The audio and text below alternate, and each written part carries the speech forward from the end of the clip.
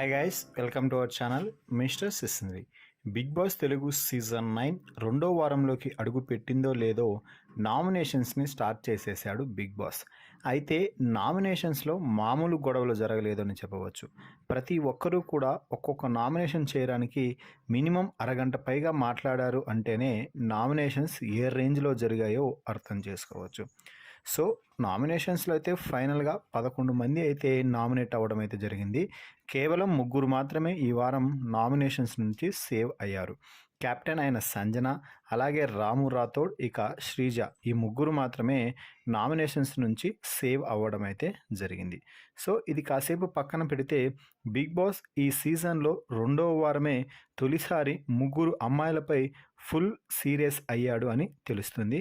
ఇంతకీ ఏమైంది అంటే నామినేషన్స్ ముగిసిన తర్వాత బిగ్ బాస్ కెప్టెన్సీ పోటీదారులను ఎంచుకోవడానికి ఒక టాస్క్ అయితే పెడతాడు అని అందరికీ తెలిసిందే.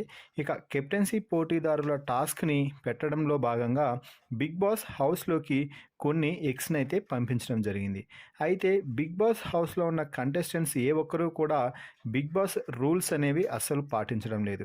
ఏదైనా అయితే కాన్సిక్వెన్స్ నేను తీసుకుంటాను, లేకపోతే నాగార్జున గారితో వీకెండ్లో మాట్లాడతాను అని అంటున్నారే తప్ప ఎవరూ కూడా బిగ్ బాస్ రూల్స్ని అసలుకి పాటించడం లేదు. ఈ నేపథ్యంలోనే బిగ్ బాస్ పంపించినటువంటి ఎగ్స్ని రీతు చౌదరి, అలాగే ప్రియా, అలాగే శ్రీజ, ఈ 3 కలిసి తినేయడం అయితే జరిగింది. సో దీంతో బిగ్ బాస్ ఈ 3పై ఫుల్ సీరియస్ అయ్యి టాస్క్ని పెట్టకుండా ఇంట్లోకి గ్యాస్ కట్ చేసి అలాగే పవర్ కట్ కూడా చేశాడని తెలుస్తుంది. సో మొత్తంగా ప్రియా, శ్రీజ, రీతు చేసిన పనికి టాస్క్ మిడిల్లోనే డ్రాప్ చేసేసాడు బిగ్ బాస్. మరి మీ అభిప్రాయం ప్రకారం ప్రియా, శ్రీజ, రీతు చేసింది తప్పు అని అనిపిస్తే ఈ వీడియోకి ఒక లైక్ చేసి షేర్ చేయండి. మరి మీ అభిప్రాయాన్ని కూడా కామెంట్స్ రూపంలో తెలుపగలరు.